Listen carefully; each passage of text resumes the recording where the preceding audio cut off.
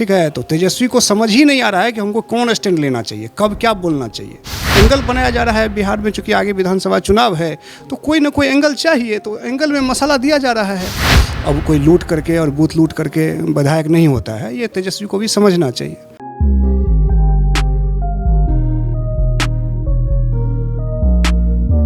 नमस्कार, स्वागत है आपका भारत लाइव में। अभी कुछ देर पहले ही हमने आपको खबर दिखाई थी कि किस तरह से तेजस्वी यादव के घर के बाहर विधायकों का मेला सा लग गया।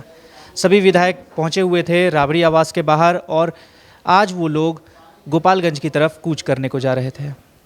और मामला ये था कि 3 लोगों की निर्मम हत्या कर दी जाती है और जिसको लेकर जदयू विधायक पप्पू पांडे के ऊपर संगीन आरोप लगाए जाते हैं। आज हमारे साथ राष्ट्रीय ब्राह्मण महासभा परशुराम सेवा संस्थान के संस्थापक अध्यक्ष आशुतोष झा जी हैं। बात करेंगे इनसे। सर, जिस तरह से आज एक राजनीति ने अलग मोड़ ले लिया, आप देख रहे थे सुबह से हमने खबरें दिखाई हैं अपने चैनल पर भी कि किस तरह से निर्मम हत्या हो जाती है मुजफ्फरपुर में और उसके बाद आज गोपालगंज की तरफ कूच करने के लिए राजद विधायक जा रहे थे। तो मामला तो कहीं ना कहीं गर्मा रहा है, राजनीति जो है वो गर्मा रही है। अब बिहार में जिस तरह से चुनावी साल है और कोरोना के चक्कर में हम लोग ये भी भूलते जा रहे थे, अब राजनीति गर्मानी शुरू हो गई है। क्या कहना चाहिए इस पर? देखिए, ये घृणित राजनीति है, सरासर गलत है, आरोप ही बेबुनियाद है। विधायक जी का नाम लेकर के ये राजनीति का एक अपना एंगल बनाने की कोशिश कर रहे हैं और हम लोग इसका निहायत ही खंडन करते हैं। जो लड़का मुकेश है वहाँ जिला परिषद अध्यक्ष है और सतीश जी हैं। सतीश जी का पुराना रिकॉर्ड जो भी रहा हो, लेकिन आज के इतिहास में और कोई भी ऐसा नहीं है कि क्राइम पर जाने वाला है। और ख़ासकर वो तो 4 बार के विधायक रहे हैं। यदि वो सही में क्रिमिनल होते तो 4 बार से उनको जनता पसंद नहीं करती। अब कोई लूट करके और बूथ लूट करके विधायक नहीं होता है, ये तेजस्वी को भी समझना चाहिए। रही बात कि अब फंसाने के लिए राजनीति का कोई एंगल आपको नहीं बचा है, बैकवर्ड फॉरवर्ड करना चाहते हैं या ब्राह्मण वर्सेस यादव करना चाहते हैं, तो ये एक अलग मामला है। लेकिन तेजस्वी जी को उस पर भी बोलना चाहिए जो एक राजनीति कर रहे थे। सिर्फ जिस तरह से गोपालगंज जाने का सुबह से वो विधायकों का मेला लग गया था उनके आवास के बाहर, तो क्या सिर्फ ये राजनीति थी? निश्चित, वो यदि राजनीति नहीं होता तो अकेला तेजस्वी भी बैठ सकते थे राजभवन के सामने में, अकेला डीजीपी के पास जाके बैठ सकते थे। तो राजनीति तो है ही, राजनीतिकरण ही कर ही रहे हैं। एंगल बनाया जा रहा है बिहार में, चूंकि आगे विधानसभा चुनाव है तो कोई ना कोई एंगल चाहिए, तो एंगल में मसाला दिया जा रहा है। सीधी सीधी बात है। और ब्राह्मणों का तो इतिहास रहा है कि वो देश के लिए, राष्ट्र के लिए अपना हड्डी तक दान दे देता है। वो क्या करेगा?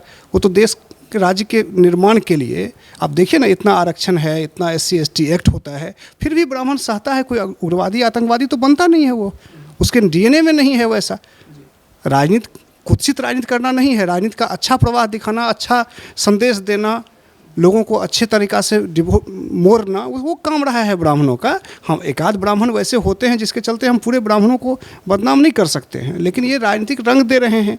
ये कोशिश कर रहे हैं कि नहीं, हम जो 15 साल पहले का रंग था लालू जी के समय का, वो रंग लावें। लेकिन अब 21वीं सदी है, अब का युवा उस प्रवाह में नहीं जाने वाला है। तो ये रॉन्ग ट्रैप पे जा रहे हैं। ये खुद इनको समझ में आ जाएगा कुछ दिन में कि ये कितना अच्छा जा रहे थे। हम लोग भी सोच रहे थे कि तेजस्वी का ट्रैक अच्छा जा रहा है। अब वो सुदामा की बात कर रहे थे, सबरी का बैर खाने की बात कर रहे थे, दलित को लेके सुदामा का पैर पकड़ने की बात कर रहे थे। कृष्ण सुदामा कहाँ गया? तो कुछ ही देर में यदि छने रुष्टा छने तुष्टा का भाव, तो वो बचपना है उनका। राजनीति की कमी है और जातीय राजनीति में अब कुछ नहीं होने वाला है। और रही जहाँ तक जातीय राजनीति करना है, तो ब्राह्मणों का भी अब वो स्थिति नहीं है बिहार में। लोगों को समझ नहीं आ रहा है, आ जाएगा कुछ दिन में। ब्राह्मण भी अब मूल रूप से ब्राह्मण भी सशक्त हो चुके हैं और उनको भी लग गया है कि 30 साल में जिस हिसाब से दोनों बड़े भाई छोटे भाई का राज रहा है और जिस हिसाब से किया गया है, तो उससे ब्राह्मण भी उद्वेलित हैं, आक्रोशित हैं। अंदर अंदर सब लोग गंभीरता से सोच रहे हैं इस बात को। यदि वो नहीं होता तो हम अभी आपके स्टूडियो में भी नहीं होते। सर, लॉकडाउन से पहले जब राजद के ऊपर ये स्टार्टिंग से ये आरोप लगते आए हैं कि MY समीकरण चलता है राजद में, लेकिन लॉकडाउन से पहले ही उन्होंने जो जिलाध्यक्षों की लिस्ट जारी की और बाकी लोगों की जो लिस्ट जारी की, उसमें स्वर्णों को भी जगह दिया गया था। तो वो विधानसभा सत्र के दौरान भी उन्होंने साफ तौर पर कहा था कि हम सबको लेकर राजनीति कर रहे हैं, सिर्फ एमवाय अगर कहा जाए मुस्लिम और दलित को लेकर या यादव को लेकर हम इस बार चुनाव में नहीं उतर रहे हैं। तो इसमें तो स्वर्णों की बात कर रहे हैं तेजस्वी यादव, तो कहाँ आप लोग खफा हैं? देखिए, बात कहने में और करने में, कथनी और करनी में यदि समानता नहीं होगी तो ब्राह्मण इतना बुद्धिजीवी तो है ही कि उसको आप ठग नहीं सकते हैं। वो जान के ठगा जाएगा, जान के सह लेगा, ये हो सकता है, लेकिन ब्राह्मणों को कोई बरगला लेगा और उसको मिसयूज कर लेगा, ऐसा नहीं है। ब्राह्मण खुद सीजन्ड हैं, वो छोड़ देते हैं, फॉरगो करते हैं कि जाने दो, कोई बात नहीं है, ठीक है। तो तेजस्वी को समझ ही नहीं आ रहा है कि हमको कौन स्टैंड लेना चाहिए, कब क्या बोलना चाहिए, ठीक है। तो यदि वो स्टैंड लेना चाहते हैं, सबको साथ लेके चलना चाहते हैं, तो उनको उस पर दिखना पड़ेगा, उनको इसके लिए भी आवाज़ उठाना तो रहे हैं। प्रदेश अध्यक्ष स्वर्ण जाति से आते हैं। सवर्ण, अब मुन्ना तिवारी का हत्या हुआ, उसके लिए क्यों नहीं आप गोपालगंज जा रहे हो? सिर्फ जादव की तीन जादव का ट्रिपल मर्डर की हत्या होती है तो उसके लिए आप गोपालगंज सबको कूच कराते हैं। वहीं मुन्ना तिवारी की हत्या होती है, उसके लिए क्यों नहीं जा रहे हैं आप? यदि आप सवर्णों की बात करते हैं तो उसकी हत्या में क्यों नहीं जाते हैं? सिवान में शेषनाथ द्विवेदी की हत्या हुई थी तो क्यों नहीं आपका मन उठा था? क्यों नहीं महंत का हत्या होता है तो क्यों नहीं? भागलपुर में अभी बीजेपी के नेता का हत्या हुआ है, उसके बाद फिर एक मिश्रा जी का हत्या हुआ है, क्यों नहीं आवाज़ उठा? इतने ब्राह्मणों का हत्या होता है तो आप आवाज़ नहीं उठाते हैं। सिर्फ जादव की हत्या होगी तो आप आवाज़ उठाएंगे और कहेंगे कि हम सबकी राजनीति करते हैं, ये नहीं चलेगा। शुरुआत तो कहीं ना कहीं से करना पड़ेगा ना, उनको आवाज़ उठाना पड़ेगा सबके लिए, हत्या चाहे किसी की हो, अपराध के विरोध में खड़ा होना पड़ेगा। हम भी कहते हैं कि जादव की हत्या हुई है, उसमें जो दोषी हैं उस पर सजा होना चाहिए, लेकिन दोषी अमरिंदर पांडे नहीं है, दोषी मुकेश पांडे नहीं है, उसको फंसाया गया है, अन्याय है, अत्याचार है ये। और ये करेंगे तो निश्चित रूप से आपकी सत्ता नहीं आने वाली है। पक्ष विपक्ष जो भी हों, हम नीतीश कुमार को भी बोलते हैं कि यदि आप उसको ट्रैप में फंसाना चाह रहे हैं अपने ही विधायक को, और साजिश रच रहे हैं कि नहीं इसको भी राजनीतिक करियर ख़त्म कर दें, तो ये आप भी गुमराह हो रहे हैं। निश्चित रूप से उनके साथ जो एक दो हैं ना तथाकथित ब्राह्मणों के नेता मंत्री बन के, वो उनका सर्वनाश कर देंगे, हम कह रहे हैं। तो आप तो यहाँ पे सत्ता पक्ष के विरुद्ध बात कर रहे हैं, साथ में विपक्ष के विरुद्ध में भी बात कर रहे हैं। आप है किस पार्टी के साथ? हम किसी पार्टी, जदयू के हैं, जदयू के हम विधानसभा प्रभारी हैं, लेकिन सत्य बोलना अपराध नहीं है। मैं सत्य के साथ हूँ और निश्चित रूप से दोनों खत्म हैं। नीतीश कुमार जिस हिसाब से कर रहे हैं वो निश्चित रूप से लगता ही नहीं कि सरकार का कोई मशीनरी काम कर रहा है, फेल्योर है पूरा पूरी। तो पार्टी के साथ रहने का मतलब ये नहीं होता है कि हम उनके पेड सर्वेंट हो गए, हमारा स्वाभिमान बिक गया। और मैं वैसे नेताओं में नहीं हूँ कि अपना ज़मीर गिरवी रख करके और पिछलगू बन करके तलवार चाटते हैं। हम वैसे सभी नेता को भर्त्सना करते हैं कि यदि SC ST वाले लोग अनुसूचित जात जनजाति मोर्चा बना सकते हैं तो आप क्यों नहीं सवर्ण मोर्चा में एक साथ आते हो? ब्राह्मणों की हत्या होती है तो मैं ठीक है तेजस्वी पर बोल रहा हूँ, लेकिन ब्राह्मण नेता क्यों नहीं आवाज़ उठाते हैं? अमरिंदर पांडे के लिए अभी क्यों नहीं संजय झा का आवाज़ उठता है? विनोद झा का क्यों नहीं आवाज़ उठता है? मदन मोहन झा विपक्ष में है, वो क्यों नहीं बोल रहा है?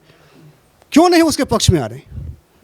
आना चाहिए। यदि आप नहीं आ रहे हैं तो आप समाज के नहीं हैं। और वोट मांगने जब आप जाते हैं तो जनों लेके जाते हैं कि जनों की इज्जत का लाज बचा लो। और आज यदि ब्राह्मण पर में राजनीतिक संकट आया है तो आप आवाज़ नहीं उठा रहे हो। आपका कहीं मति मारा गया है, क्योंकि आपको डर लगता है कि हमारा शेष नेतृत्व हमको टिकट काट देगा, हमको मंत्रिमंडल से पदच्युत कर देगा। ठीक है, जब SC ST एक्ट होता है, सुप्रीम कोर्ट निरस्त कर देता है, तो उस समय में जब SC ST लागू करते हैं राजनाथ सिंह गृह मंत्री होके, तो सभी मेज थपथपाते हैं, चाहे वो कोई हो।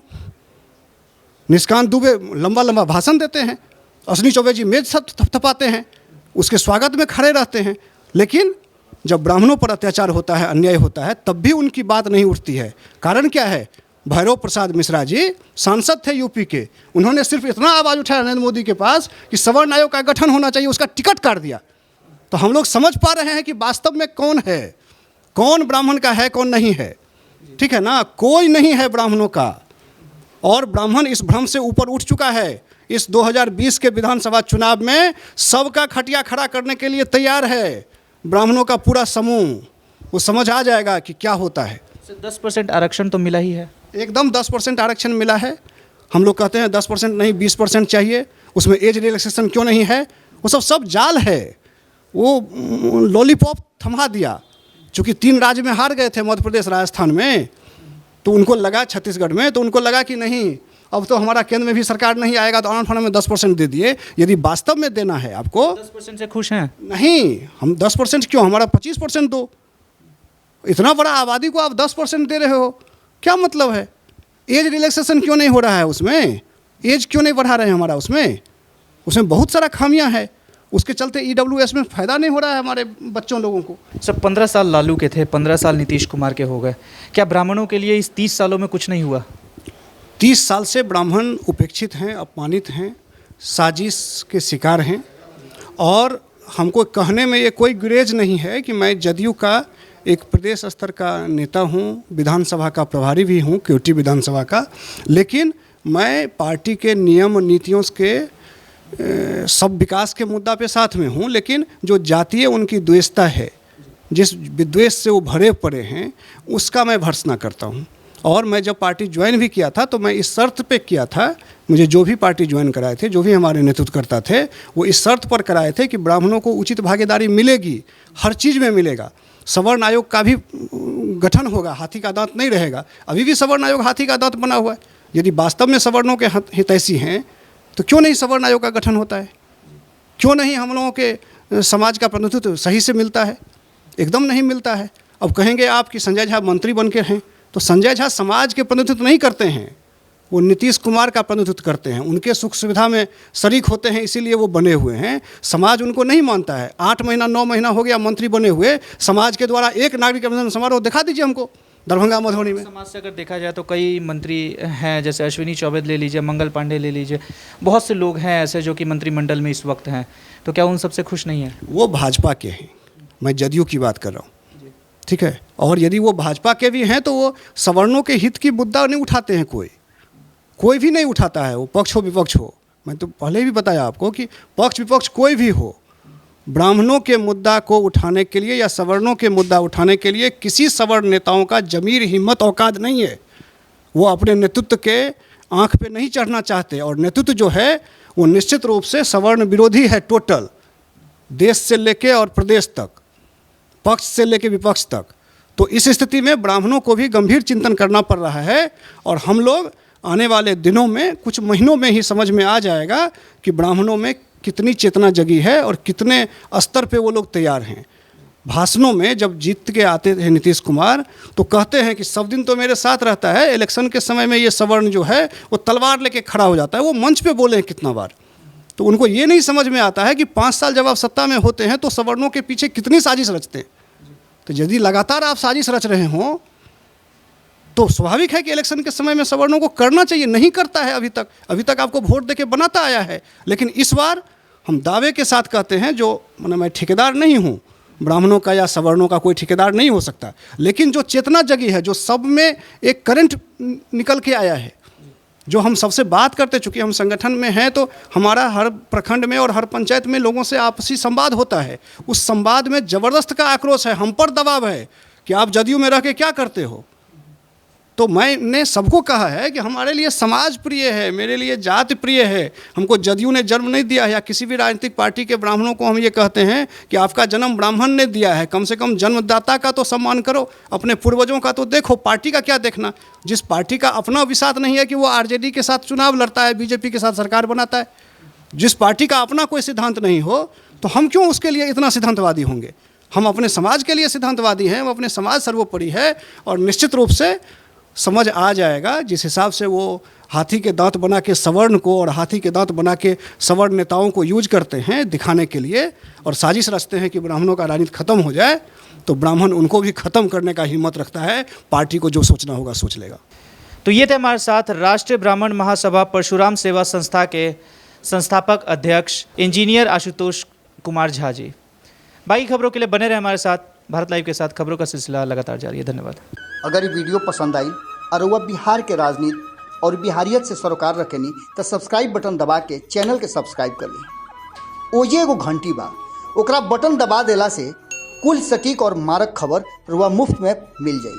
अगर रुआ पत्रकारिता के हमनी के नया प्रयोग में सहयोग कर चाहतानी तो ज्वाइन बटन दबा दी।